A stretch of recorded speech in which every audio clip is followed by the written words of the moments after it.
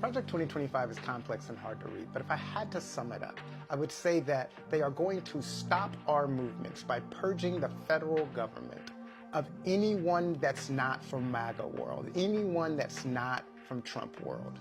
The theory of change that underlines that strategy and that goal is an axiom that's in Project 2025 over and over that says personnel is policy. And with the power they'll gain from taking over the federal government, they'll dismantle all institutions that support causes on the left. They'll cut funding to all institutions that support the left. They'll revoke accreditation and pull nonprofit status for all institutions and organizations that don't support the Project 2025 agenda. And they will criminalize us. They will criminalize us.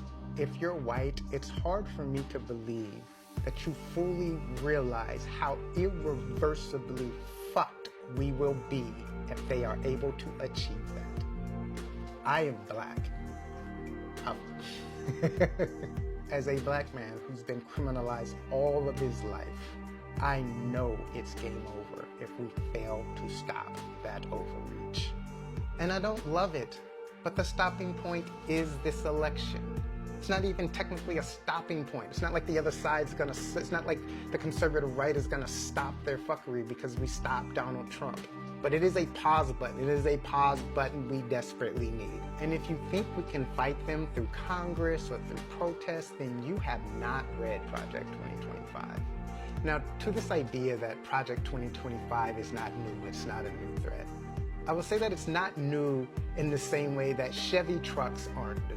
Chevy trucks have been around for decades, but it would be nonsensical for us to pretend that there's not a significant difference between a 2024 Chevy truck and a 1970s Chevy truck. Last month, one of my mutuals put this perfectly.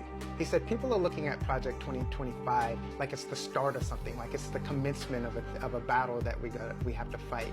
But Project 2025 is in fact the culmination of the efforts that the conservative right have been working at since the 60s to roll us back to the levels of state and structural and racial oppression that existed in Jim Crow.